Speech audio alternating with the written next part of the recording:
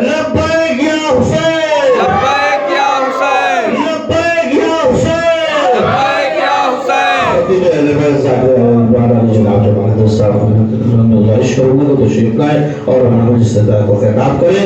نعرہ سلوات سے استقبال کریں۔ اللهم صل على محمد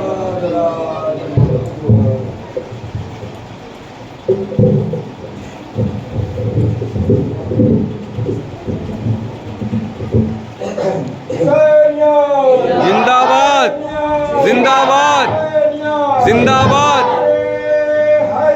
یا علی، یا علی، یا علی۔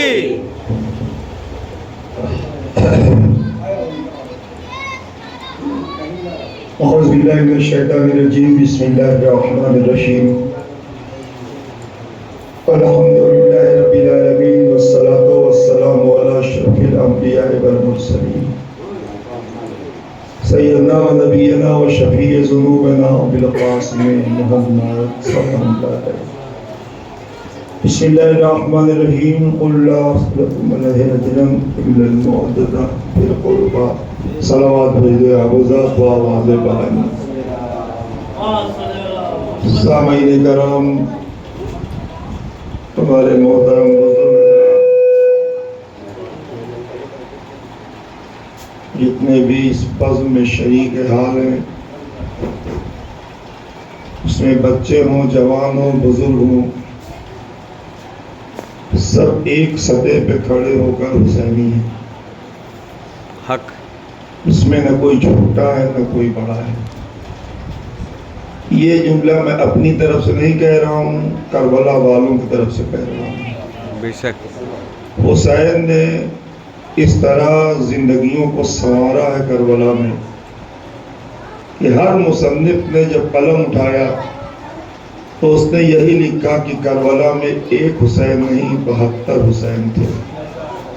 اس کا مطلب یہ ہے کہ حسین نے اپنے ساتھ آئے ہوئے لوگوں کو مزاج حسینی میں ایسا ڈھال دیا تھا کہ 6 مہینے کا بچہ بھی لکھنے والے کو حسین دکھائی دے رہا تھا۔ کیا بات ہے۔ یہ حسین کی وہ کرامت اور وہ معجزاتی کیفیت ہے زندگی کی جو آپ نے کربلا کی سرزمین پہ دکھایا۔ ان سے مودت کا اعلان ہے، اس لیے کہ آپ جانتے ہیں کہ اگر یہ کہا جائے کہ آپ فلاں شخص سے محبت کریے تو پھر فوراً سوال آپ کر سکتے ہیں کہ اس سے کیا محبت کروں، وہ تو ہماری نظر میں ٹھیک آدمی نہیں ہے۔ ہو سکتا ہے کوئی کمی آپ کی نگاہوں میں ہو اس کی کہ آپ اپنے بزرگ کے کہے ہوئے جملوں کو کاؤنٹر کر رہے ہیں کہ نہیں وہ آدمی ٹھیک نہیں ہے، آپ جانتے ہیں وہ میں جانتا ہوں ٹھیک نہیں، میں اس سے محبت نہیں کرتا۔ اللہ نے کتنے اطمینان کے ساتھ کہہ دیا، کیا میرے نبی ان سے کہہ دیجئے کہ کوئی اجر رسالت نہیں چاہیے، اور اگر چاہیے تو صرف اہل بیت سے محبت چاہیے۔ حق ہے، حق۔ اللہ کو ذرا سا بھی خوف نہیں ہوا کہ کوئی کہہ دے کہ نہیں میں ان سے محبت نہیں کرتا، یہ ٹھیک نہیں ہے۔ اہل بیت کے کردار پر خدا کے یقین کی منزل یہ ہے کہ اس نے عام اعلان کر دیا کہ ان سے محبت کرو، اور آج تک دلوں میں کجی رکھنے والے اہل بیت سے بھی نہیں کہہ پائے کہ میں اہل بیت سے اس لیے محبت نہیں کرتا کہ ان کے اندر یہ کمی ہے۔ کوئی ڈھونڈ نہیں پایا وہ کمی کہ کوئی کہا تو کتنے فخر کی بات ہے کہ آپ نے ان سے محبت کرنی ہے کہ جس کا دشمن بھی ان کا قصیدہ پڑھتا ہوا دکھائی دیتا ہے۔ بے شک۔ ایسے پاک و پاکیزہ لوگوں سے محبت کی منزل ہے، اور جب ان سے محبت کی منزل ہوتی ہے تو آپ جانتے ہیں ابھی بابا نے کہا کہ حسین زندگی ہے زندہ نہیں ہے۔ شہادت کی منزل جو ہوتی ہے وہ ظاہر ہے کہ کسی نہ کسی علامت زندگی کو لیے ہوئے لفظ شہادت مرتب ہوتا ہے۔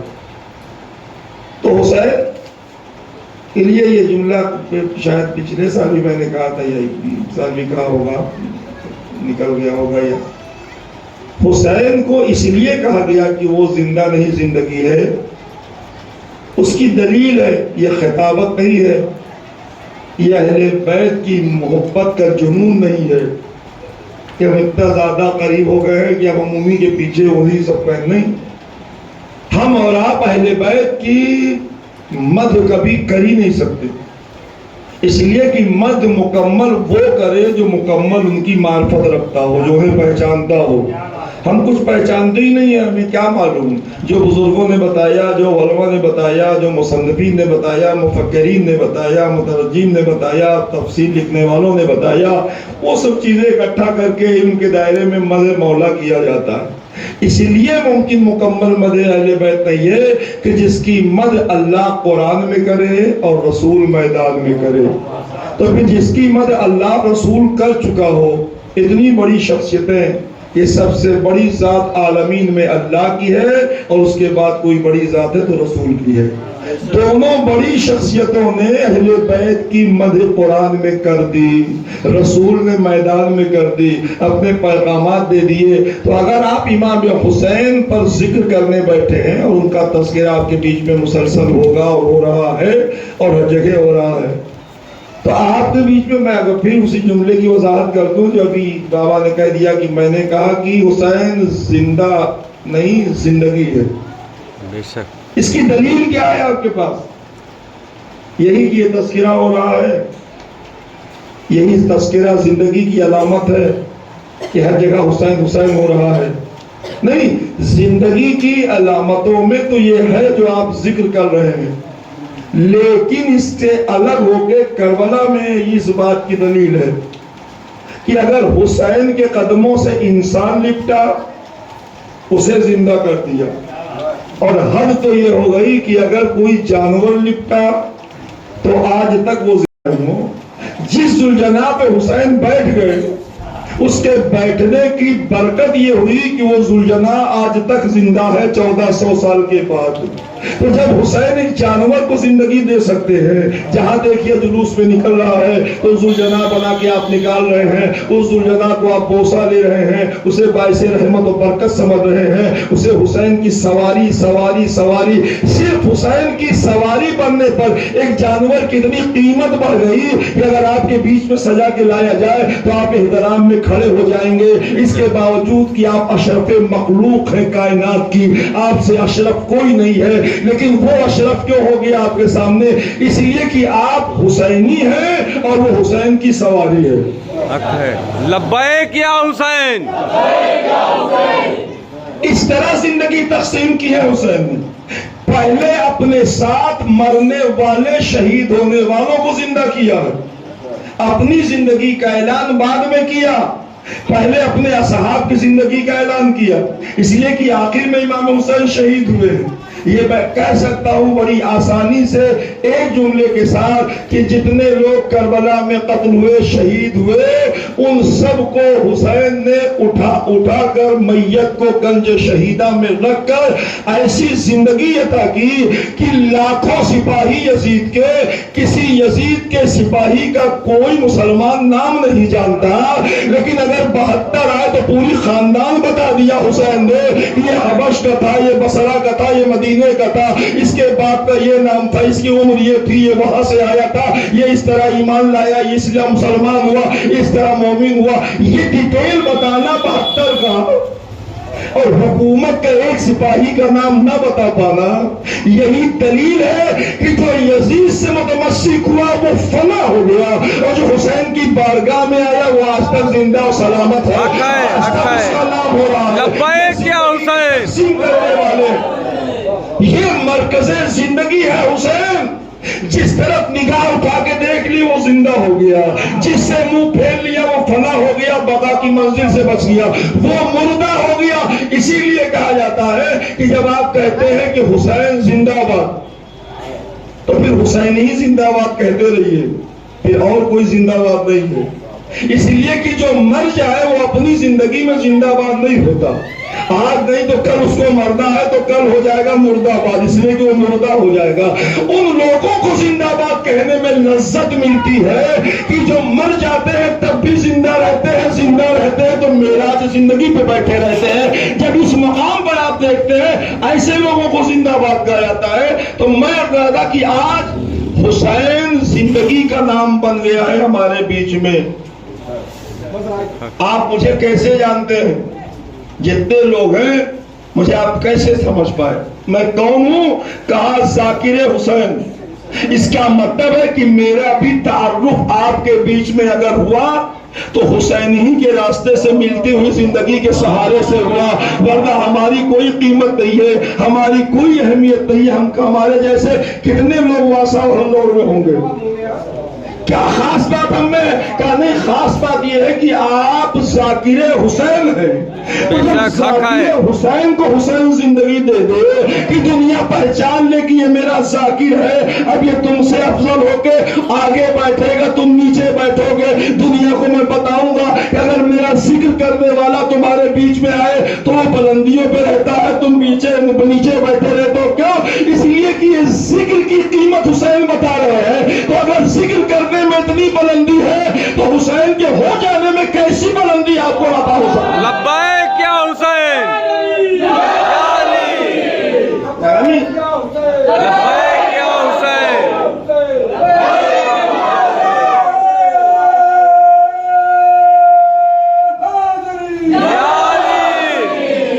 یہ گھرانہ ہی ہے زندگی تقسیم کرنے والا۔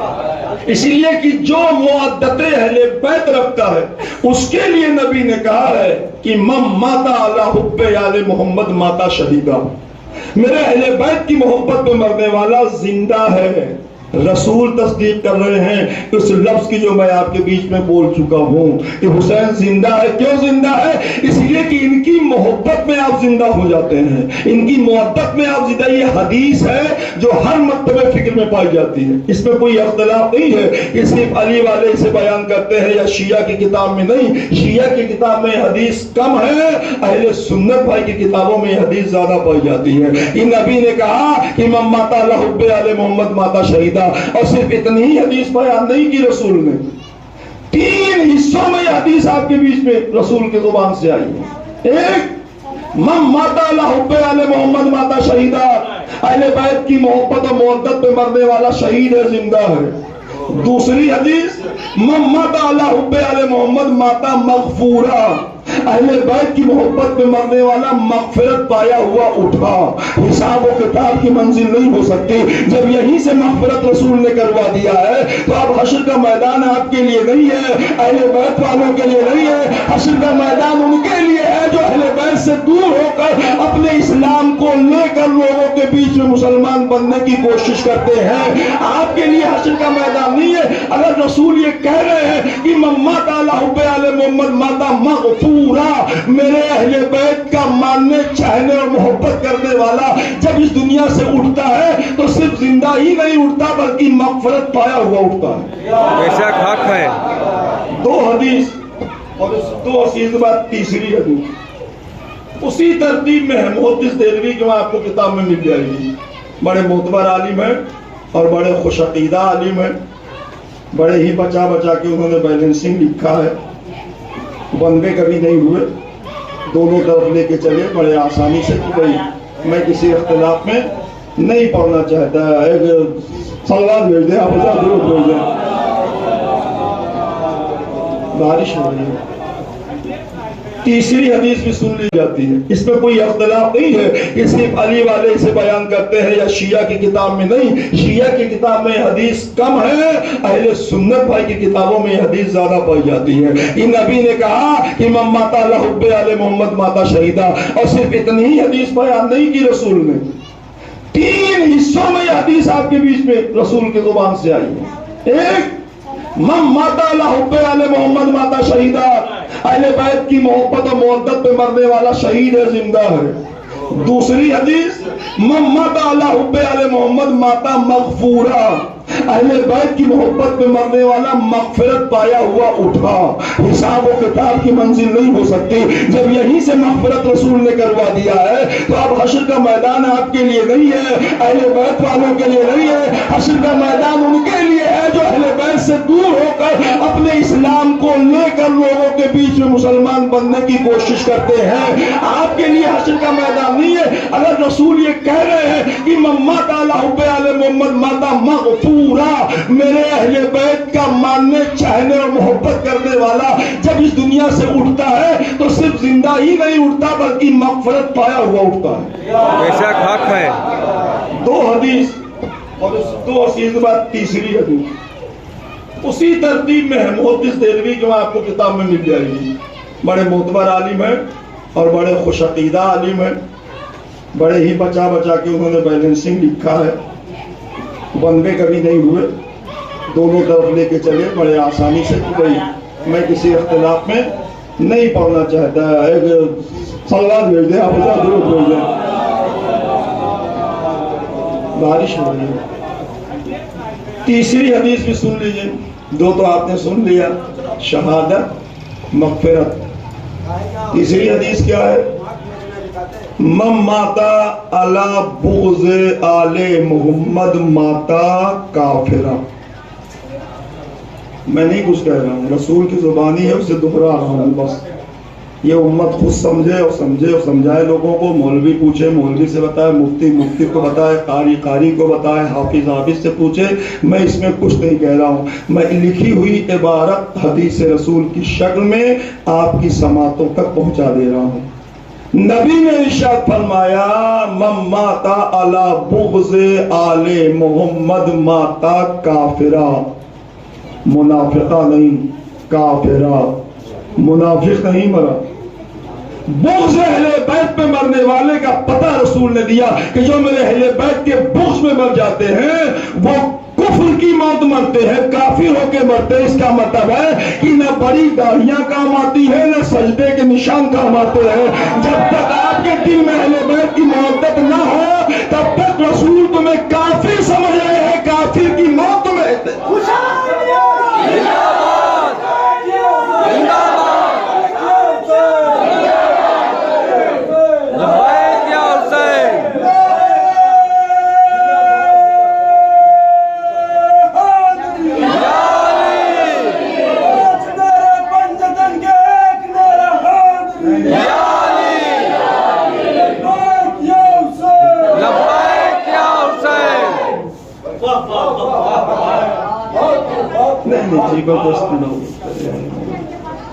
तो मैं कह रहा था कि यह है अहले बैत की मोहब्बत और मुअद्दत।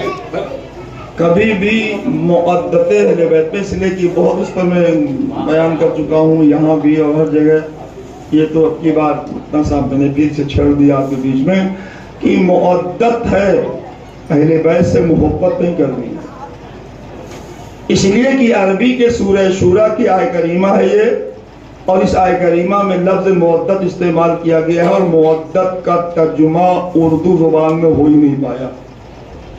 एक ही लफ्ज़ है उर्दू में मोहब्बत, और अगर आप मोहब्बत रखेंगे अहले बैत के लिए तो फिर अज़मत अहले बैत नहीं हो पाएगी आपके सामने, इनकी बुलंदी का कोई एहतराम नहीं हो पाएगा। क्यों? इसलिए कि अल्लाह चाहता है कि तुम अपने बच्चों से मोहब्बत करो और रसूल के बच्चों से मुअद्दत करो। इसलिए कि लफ्जों का भी फर्क हो और कैफियत का भी फर्क हो। आप अपने बच्चे से मोहब्बत करेंगे और फिर रसूल के बच्चों से भी मोहब्बत करेंगे तो आपके बच्चों में रसूल के बच्चों में फर्क ही क्या बचा? कुछ तो अलग होना चाहिए। इसीलिए अरब की दुनिया ने मुअद्दत और मोहब्बत के फर्क को बताया। कहा मोहब्बत उसे कहते हैं जिस पर दुनिया की हर शय कुर्बान हो जाए। मोहब्बत की बात मैं कर रहा हूं अभी। मोहब्बत उसे कहते हैं जिस पर दुनिया की हर शय कुर्बान हो जाए, और मुअद्दत उसे कहते हैं जिस पर खुद मोहब्बत कुर्बान हो जाए। क्या बात है, हक है, हक है। इतना फर्क है मुअद्दत और मोहब्बत में। अब आप समझे कि अगर अहले बैत से मोहब्बत होगी और वक्त आ जाएगा तो आपकी मोहब्बत का नाम है आपकी औलाद। अब जरूरत पड़ी तो अपनी मोहब्बत को मुअद्दत पे कुर्बान करेंगे। इसी कुर्बानी को शरीयत में शहादत कहा जाता है। इसी को तो आपके बीच में हिजरत करने वाले जो शहीद होते हैं या जो राह खुदा में शहीद होते हैं, जो जिहाद करते हुए मारे जाते हैं। क्यों? इसलिए कि अहले बैत की मोहब्बत में मारे जा रहे हैं। अपनी मोहब्बत जिंदगी को अहले बैत की मुअद्दत पर कुर्बान कर देते हैं। हम हर मरहले में इसी को देखते हैं। यही मीज़ान اعلان ہے ہمارے بیچ میں اہل بیت کے ماننے کا کہ آپ کی محبت کا نام ہے کھانا پینا بھوک، لیکن جب محبت کی منزل میں آئے اور بھوک لگ جائے تو اس بھوک کو ان کی محبت پہ قربان کر دو۔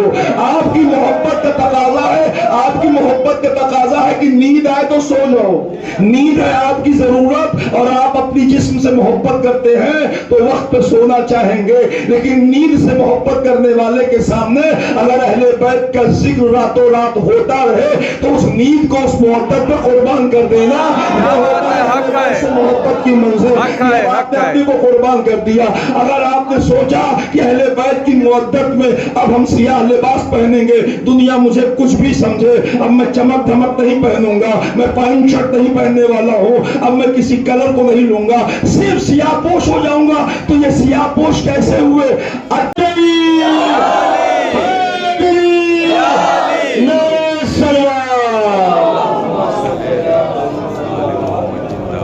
یہ میرا مولا حسین اہل بیت کے کو مرکزی فرد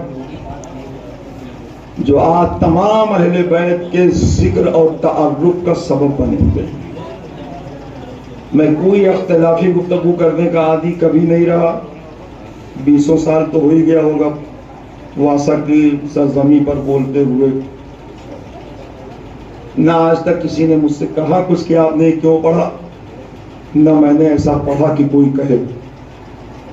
اس کی ضرورت ہی نہیں ہے، حسین کھلی ہوئی کتاب ہے، اس میں اختلاف کی کوئی مسئلہ ہی نہیں ہے کہ آپ سوچتے کہ دن نکلا ہوا ہے، سورج نکلا ہوا ہے اور آپ لوگوں کے بیچ میں کہتے ہیں کہ دن ہے، اس میں کون اعتراض کرے گا؟ دن تو ہی ہے۔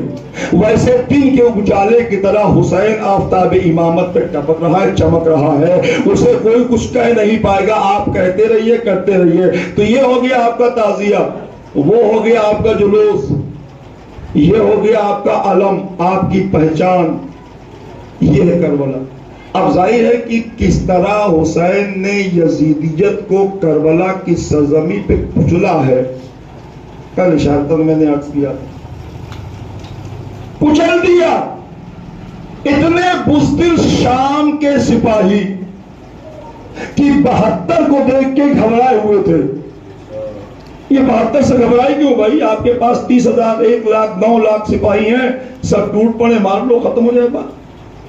کیوں گھبرائے ہوئے تھے؟ اس لیے کہ سب کے سب حسین جیسے پیکر حق کے قدموں سے لپٹ کر حق کی بنیاد پر کردار کی بلندی لیے ہوئے، اور ہمیشہ حق سے لاکھوں میں باطل ہو تو ڈرتا ہے۔ کیوں؟ اللہ نے کہا ہے جعل حق ذاق الباطل ان الباطل کان زہوقا، سورہ بنی اسرائیل کی 80 اور 81ویں آیت مبارکہ۔ اللہ کہہ رہا کہ حق آیا، باطل مٹ گیا، باطل تو مٹنے ہی والا تھا۔ اس کا مطلب اللہ نے پہلے ہی بتا دیا تھا کہ اگر باطل قوت میں ہو یا باطل کے ساتھ ہو تو میں قرآن میں پہلے سے تصدیق کر دے رہا ہوں، آج نہیں کل تمہیں مٹنا پڑے گا، اس لیے کہ تیرا مقدر مٹنا ہے۔ اور حق جب آئے گا، نہ کہ حسین جیسا حق کربلا میں آ جائے تو یزید جیسا باطل کہاں بچنے والا ہے۔ حسین کی فتح کی سب سے بڑی باریکی یہ جو آپ سن رہے ہیں کربلا میں۔ اب آج مجھے تھوڑا سا مصائب کے حصے میں جانا ہے، اس لیے میں اور زیادہ امام حسین اور ادھر ملعون یزید ابن معاویہ، ہوا کیا؟ یزید نے سر کاٹا حسین کا، سر کاٹ کے انجام کیا ہوا؟ جس نے سر کاٹا وہ اپنا سر دیواروں پہ 2 سال تک مارتا رہا۔ حکمہ نے کہا کہ یہ 2 ذہنی طور پہ یہ بکر گئے ہیں، انہیں کوئی یادیں ہیں جو ان سے الجھائے ہوئے ہیں، انہیں لے جاؤ سیر سپاٹے پر۔ بس ایک جملہ کافی ہے، جس نے سر کاٹا وہ سر اپنا دیواروں پہ مار رہا تھا، اور جو سر کٹا وہ قرآن کی تلاوت کر رہا تھا۔ لبیک یا حسین کی منزل کیا ہوئی؟ ایک زندہ رہتے ہوئے دیوانہ پاگل ہو کے سر پٹک پٹک کے مر گیا، اور ایک کٹا ہوا سر قرآن کی تلاوت کر کے نفس مطمئنہ کا اعلان کرنے لگا۔ ہمارے لیے موت کیا ہے؟ لیکن جب آپ کربلا میں، اس لیے کہ کبھی بھی کوئی مسلمان ہو یا غیر مسلمان جو بھی ہے، ہر مذہب کے لوگ حسین کو مانتے ہیں اور ماننے کے لائق ہیں، اس لیے مانتے ہیں، تو کبھی بھی امام حسین کے لیے خدا کے واسطے، میں مائک سے بول رہا ہوں کہ اگر کوئی سن رہا ہو، کبھی کچھ غلط نہ سوچنا۔ ورنہ پوری نسل غلط ہو جائے گی. बेशक بہت احسان ہے حسین کا پوری امت پر، پوری انسانیت پر. اور جو قوم احسان فراموش ہوتی ہے وہ کبھی آگے نہیں بڑھ پاتی، وہ پستیوں میں جاتی ہے. حسین کے احسان کو مانو. ہر جزاء الاحسان الا الاحسان سورہ رحمان کہہ رہا ہے کہ احسان کا بدلہ تو صرف احسانی ہے اور کچھ نہیں ہے. خدا کا شکر ہے آپ احسان کا بدلہ اپنے ظرف کے اعتبار سے احسان میں ادا کرنے کے لیے روز بیٹھتے ہیں. کہ مولا آپ نے میری حفاظت کی، انسانیت کی حفاظت کی، دین کی حفاظت کی. ہم سے جو ممکن ہے وہ ذکر کر کے اس احسان کی ادائیگی میں، نیکی میں ہم کھڑے ہوئے ہیں. اس لیے میں نے یہ بات کہہ دی کہ بہت مظلوم ہے حسین. فاطمہ کا لال بڑا غریب ہے کربلا کی سرزمین پر. حالات ایسے پیدا کیے گئے اور اس مصیبت اور مسائل کے بیچ میں حسین نے جس جرأت کا اظہار کیا، ورنہ آپ جانتے ہیں کہ اگر کسی باپ کا جوان بیٹا مارا جائے تو پھر اس باپ کے لیے مر جانے کے لیے کافی ہے جوان بیٹے کی میت. کبھی آپ نے سوچا کہ گھر میں ایک میت ہو جائے تو آدمی کا ذہن بکھر جاتا ہے، افراتفری کا ماحول ہو جاتا ہے، جبکہ دسیوں لوگ اسے سہارا دینے کے لیے کھڑے رہتے. حسین کے ساتھ کیا ہوا؟ اسی لیے وہ شعر بہت مشہور ہوا. امام حسین کے زبانی جو شاعر نے ان کی عکاسی کی ہے، ان کے مزاج کی، کہ شاعر کہہ رہا ہے عباس میرا مر گیا اکبر گزر گیا. عباس میرا مر گیا اکبر گزر گیا، لیکن کسی نے یہ بھی نہ پوچھا کہ کیا ہو. یہ ہے درد امام حسین کا. 71 لاشوں کو اٹھانے والا میرا امام، اور ان 71 لاشوں میں علی اصغر جیسا ششماہا بھی ہے، 18 سال کا جوان بھی ہے، 32 سال کا برابر کا بھائی بھی ہے، یتیم قاسم بھی ہے جو بھتیجے کی شکل میں ہے. عزادارو، اس مظلومی پہ آپ جب اسے سنتے ہیں 1400 سال کے بعد، آج ہر صاحب ایمان کی آنکھیں بھر آتی ہیں کہ کیا اسی کے مستحق تھے حسین کربلا میں، کہ جس گھرانے سے کائنات کو، جس گھرانے نے کائنات کو نعمتیں ملی ہیں تو اسی کے صدقے میں ملی ہیں. آج جن کی بارگاہ سے آپ اولاد مانگتے ہیں تو اولاد ملتی ہے، اسی کو اولاد کو تم نے قتل کر ڈالا کربلا کی سرزمین پر. کیا کہنا میرے امام کے صبر کا، کہ جس نے لاشیں تو اٹھائیں لیکن لاشوں کو اٹھا کر کہتا رہا میرا امام، یا اللہ جسے تو مل گیا اس نے کھویا کیا، جسے تو نہیں ملا اس نے پایا کیا. علی اکبر کو اٹھا لینا آسان نہیں تھا.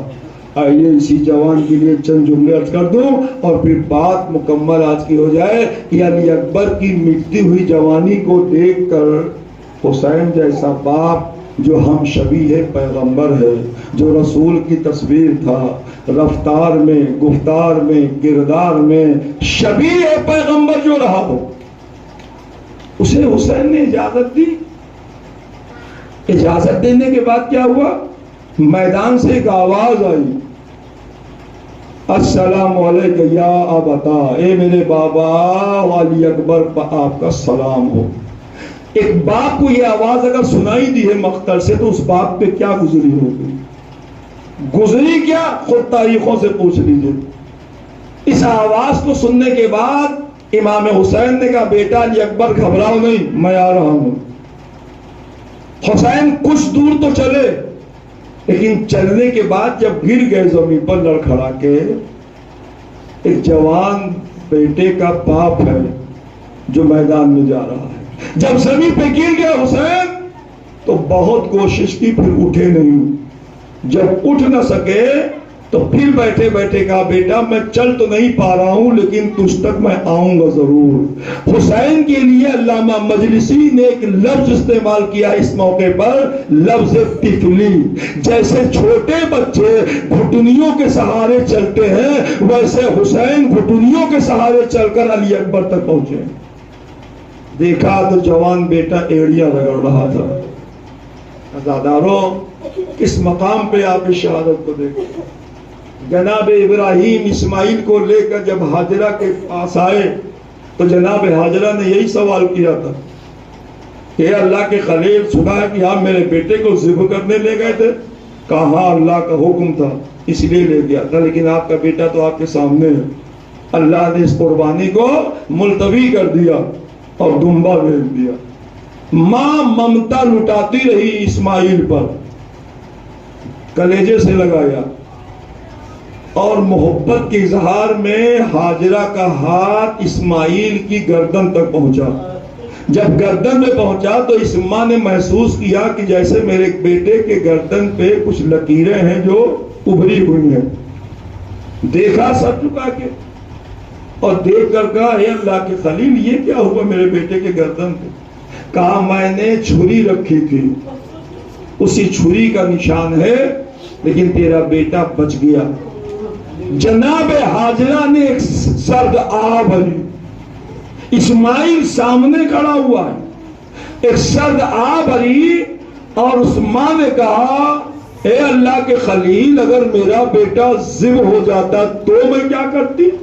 یہ کہہ کے وہ ماں بستر پہ گئی اور جناب ہاجرہ اسی منزل سے دنیا سے رخصت ہو گئی. یہ ہے جناب ہاجرہ. کربلا میں ذرا لیلا جیسی ماں کو لے آئیے سامنے ہاجرہ کے.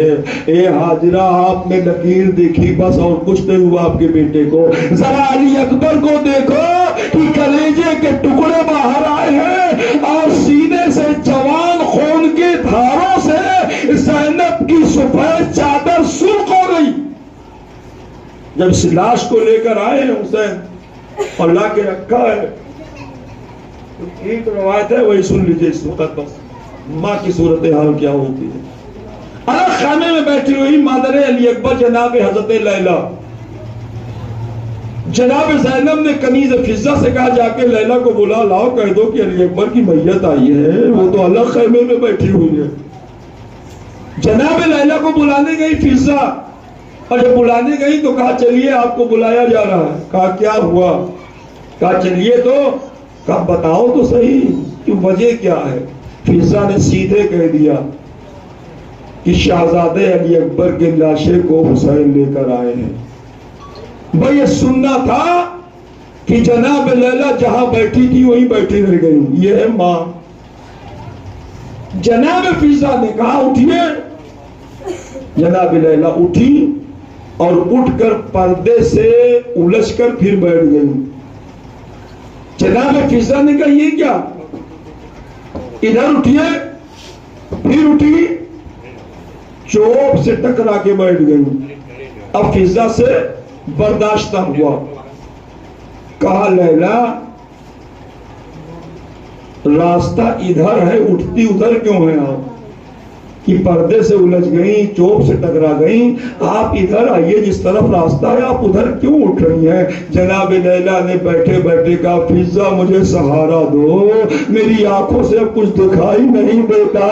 یہ ہے جوان بیٹے کو کربلا میں کھو دینے والی ماں. لیکن اس کے بعد بھی منزل شکر میں آپ کو دیکھا گیا کہ جب کٹا ہوا سر علی اکبر کا نیزے پر چلا ہے تو راستے میں قیام کیا قافلے نے ایک یہودی عورت اپنی عبادت گاہ سے نکلی اور کٹے ہوئے سروں کو دیکھتے ہوئے گزری.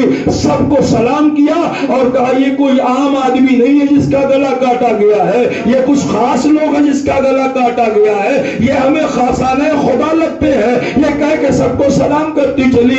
جب ایک سر کے پاس آئی تو سکتے میں کھڑی ہو گئی اور اس سر کو غور سے دیکھنے لگی اور سر کو دیکھنے کے بعد کہا یا ایھا البدر تمام، اے 14ویں کے چاند، جب تم مارا گیا ہو تو تیری ماں زندہ نہ رہی ہو. اونٹ کی بلندی سے لیلا نے آواز دی اے بی بی ایسا نہ کہیے، آج بھی یہ ماں زندہ ہے جس کے سامنے اپنے کو قربان کر دیا. اگر آپ نے سوچا کہ اہل بیت کی مودت میں اب ہم سیاہ لباس پہنیں گے، دنیا مجھے کچھ بھی سمجھے، اب میں چمک دھمک نہیں پہنوں گا، میں پینٹ شرٹ نہیں پہننے والا ہوں، اب میں کسی کلر کو نہیں لوں گا، صرف سیاہ پوش ہو جاؤں گا، تو یہ سیاہ پوش کیسے ہوئے؟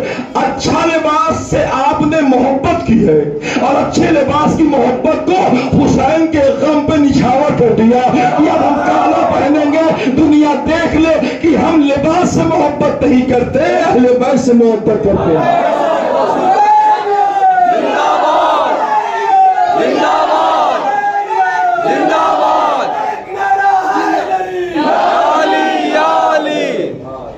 تو میں رحمی بھائی باتوں تو میں بیٹھ کر آتا کہ اہل بیت سے محبت اور محبت، آپ جانتے ہیں کہ آپ محرم کے مہینے میں ہوتا کیا ہے؟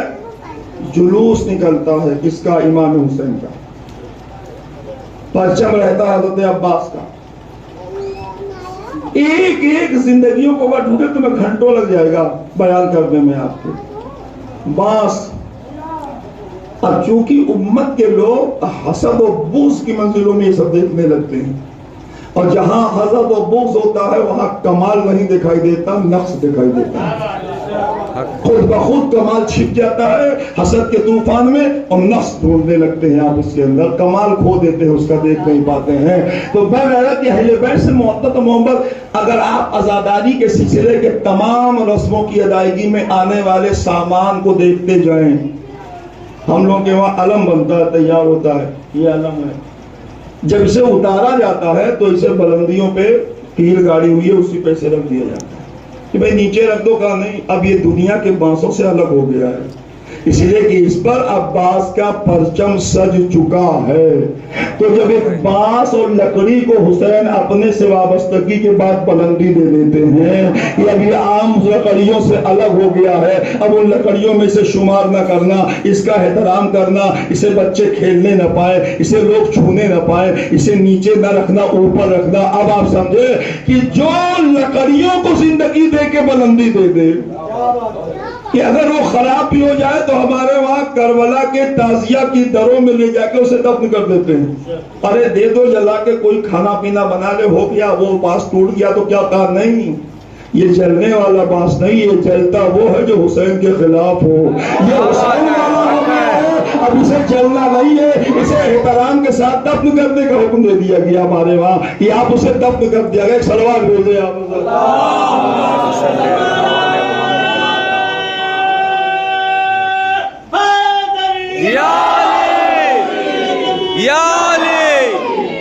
امی آپ نے دیکھا ہوگا ہندوستان میں رہتے ہیں، جمہوری نظام ہے، الیکشن یہاں ہوا کرتے ہیں، تو آپ الیکشن جب دیکھتے ہیں اس میں کیا دیکھتے ہیں؟ دو کینڈیڈیٹ خاص ہوتا ہے جو آمنے سامنے رہتا ہے، اس میں ایک شکست کھا جاتا ہے اور ایک جیت جاتا ہے۔ جو ہار جاتا ہے وہ گھر کے اندر بیٹھ جاتا ہے خاموش، اس لیے کہ جیتے ہوئے کے سامنے اب نکلنا مناسب نہیں ہے، وہ جوش میں ہوں گے اور نعرہ لگائیں گے تو یہ ہوں گے کہ وہ سب سننا ہونا ٹھیک نہیں ہے، گھر کے اندر بیٹھا جائے۔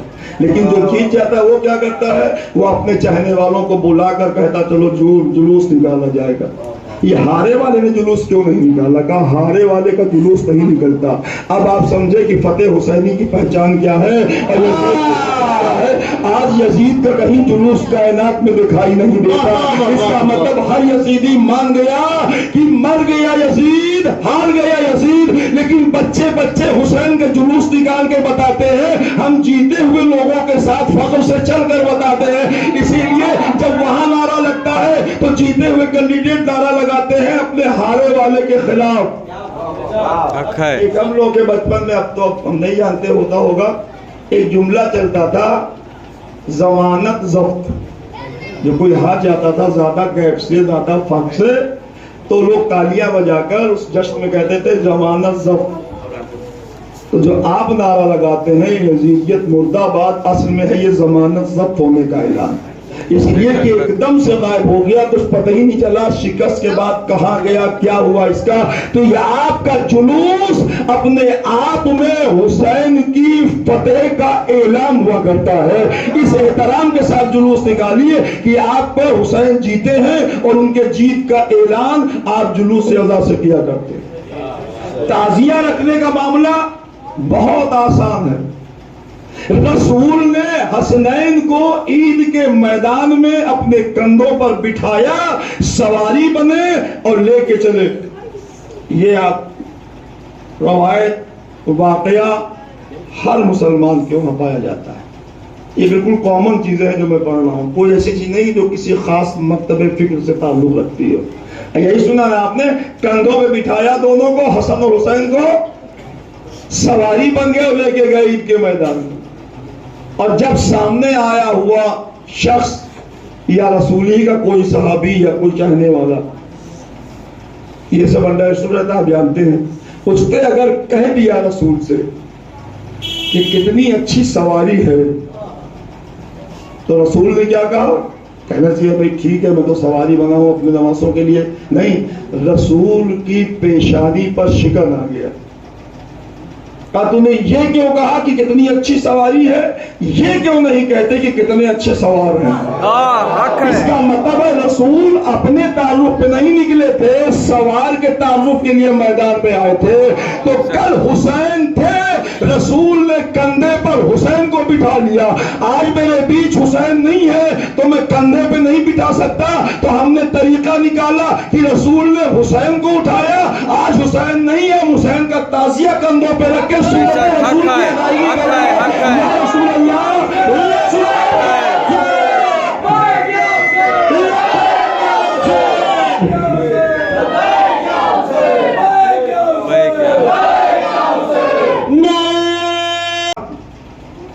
کہ گھر میں ایک میت ہو جائے تو آدمی کا ذہن بکھر جاتا ہے، افراتفری کا ماحول ہو جاتا ہے، جبکہ دسیوں لوگ اسے سہارا دینے کے لیے کھڑے رہتے۔ حسین کے ساتھ کیا ہوا؟ اسی لیے وہ شعر بہت مشہور ہوا، امام حسین کے زبانی جو شاعر نے ان کی عکاسی کی ہے، ان کے مزاج کی، کہ شاعر کہہ رہا ہے عباس میرا مر گیا اکبر گزر گیا، عباس میرا مر گیا اکبر گزر گیا، لیکن کسی نے یہ بھی نہ پوچھا کہ کیا ہو۔ یہ ہے درد امام حسین کا، 71 لاشوں کو اٹھانے والا میرا امام، اور ان 71 لاشوں میں علی اصغر جیسا ششماہا بھی ہے، 18 سال کا جوان بھی ہے، 32 سال کا برابر کا بھائی بھی ہے، یتیم قاسم بھی ہے جو بھتیجے کی شکل میں ہے۔ عزادارو، اس مظلومی پہ آپ جب اسے سنتے ہیں 1400 سال کے بعد، آج ہر صاحب ایمان کی آنکھیں بھر آتی ہیں کہ کیا اسی کے مستحق تھے حسین کربلا میں، کہ جس گھرانے سے کائنات کو سجایا گیا ہو، جس گھرانے نے کائنات کو نعمتیں ملی ہیں تو اسی کے صدقے میں ملی ہیں۔ آج جن کی بارگاہ سے آپ اولاد مانگتے ہیں تو اولاد ملتی ہے، اسی کو اولاد کو تم نے قتل کر ڈالا کربلا کی سرزمین پر۔ کیا کہنا میرے امام کے صبر کا، کہ جس نے لاشیں تو اٹھائیں لیکن لاشوں کو اٹھا کر کہتا رہا میرا امام کہ یا اللہ جسے تو مل گیا اس نے کھویا کیا، جسے تو نہیں ملا اس نے پایا کیا۔ علی اکبر کو اٹھا لینا آسان نہیں تھا۔ آئیے اسی جوان کے لیے چند جملے عرض کر دوں اور پھر بات مکمل آج کی ہو جائے کہ علی اکبر کی مٹتی ہوئی جوانی کو دیکھ کر حسین جیسا باپ جو ہم شبیہ پیغمبر ہے، جو رسول کی تصویر تھا، رفتار میں، گفتار میں، کردار میں شبیہ پیغمبر جو رہا ہو، اسے حسین نے اجازت دی۔ اجازت دینے کے بعد کیا ہوا؟ میدان سے ایک آواز آئی، السلام علیکم یا ابتا، اے میرے بابا، علی اکبر پر آپ کا سلام ہو۔ ایک باپ کو یہ آواز اگر سنائی دی ہے مقتل سے تو اس باپ پہ کیا گزری ہوگی؟ گزری کیا؟ خود تاریخوں سے پوچھ لیجئے۔ اس آواز کو سننے کے بعد امام حسین نے کہا بیٹا علی اکبر گھبراؤ نہیں، میں آ رہا ہوں۔ حسین کچھ دور تو چلے، لیکن چلنے کے بعد جب گر گئے زمین پر لڑکھڑا کے، ایک جوان بیٹے کا باپ ہے جو میدان میں جا رہا ہے، جب زمین پہ گر گیا حسین تو بہت کوشش کی، پھر اٹھے نہیں۔ جب اٹھ نہ سکے तो फिर बैठे बैठे कहा बेटा मैं चल तो नहीं पा रहा हूं लेकिन तुझ तक मैं आऊंगा जरूर। हुसैन के लिए अल्लामा मजलिसी ने एक लफ्ज इस्तेमाल किया इस मौके पर, लफ्ज तिफली। जैसे छोटे बच्चे घुटनियों के सहारे चलते हैं वैसे हुसैन घुटनियों के सहारे चलकर अली अकबर तक पहुंचे। देखा तो जवान बेटा एड़ियां रगड़ रहा था। अज़ादारों, किस मकाम पे आपकी शहादत को देखो। जनाब इब्राहिम इस्माइल को लेकर जब हाजरा के पास आए तो जनाब हाजरा ने यही सवाल किया था कि अल्लाह के खलील, सुना है कि आप मेरे बेटे को ज़िब्ह करने ले गए थे। कहा हाँ, अल्लाह का हुक्म था इसलिए ले गया था, लेकिन आपका बेटा तो आपके सामने है। अल्लाह ने इस कुर्बानी को मुलतवी कर दिया और दुम्बा भेज दिया। माँ ममता लुटाती रही इस्माइल पर, कलेजे से लगाया और मोहब्बत के इजहार में हाजरा का हाथ इस्माइल की गर्दन तक पहुंचा। जब गर्दन में पहुंचा तो इस माँ ने महसूस किया कि जैसे मेरे बेटे के गर्दन पे कुछ लकीरें हैं जो उभरी हुई हैं। देखा सर झुका के और देख कर कहा हे अल्लाह के खलील, ये क्या हुआ मेरे बेटे के गर्दन पे? कहा मैंने छुरी रखी थी, उसी छुरी का निशान है, लेकिन तेरा बेटा बच गया। जनाब हाजरा ने एक सर्द आ भरी, इस्माइल सामने खड़ा हुआ है, एक सर्द आ भरी और उस माँ ने कहा ए अल्लाह के खलील, अगर मेरा बेटा ज़िब्ह हो जाता तो मैं क्या करती? ये कह के वो माँ बिस्तर पे गई और जनाब हाजरा इसी मंजिल से दुनिया से रुखसत हो गई। ये है जनाब हाजरा। करबला में जरा लैला जैसी माँ को ले आइए सामने हाजरा के। ए हाजरा, आपने लकीर देखी बस और कुछ नहीं हुआ आपके बेटे को। जरा अली अकबर को देखो कि कलेजे के टुकड़े बाहर आए हैं और सीने से जवान खून के धारों से ज़ैनब की सफेद चादर सुर्ख हो गई। जब इस लाश को लेकर आए हैं हुसैन और ला के रखा है, एक रवायत है वही सुन लीजिए इस वक्त बस, माँ की सूरत हाल क्या होती है। अलग खाने में बैठी हुई मादर अली अकबर जनाब हजरत लैला, जनाब ज़ैनब ने कनीज़ फिज़्ज़ा से कहा जाके लैला को बुला लाओ, कह दो कि अली अकबर की मैयत आई है, वो तो अलग खैमे में बैठी हुई है। जनाब लैला को बुलाने गई फिज़्ज़ा, और जब बुलाने गई तो कहा चलिए आपको बुलाया जा रहा है। कहा क्या हुआ? कहा चलिए तो। कहा बताओ तो सही कि वजह क्या है? फिज़्ज़ा ने सीधे कह दिया कि शहजादे अली अकबर के लाशे को हुसैन लेकर आए हैं। भाई ये सुनना था कि जनाब लैला जहां बैठी थी वहीं बैठी रह गई। ये है मां। जनाब फिज़्ज़ा ने कहा उठिए। जनाब लैला उठी और उठकर पर्दे से उलझकर फिर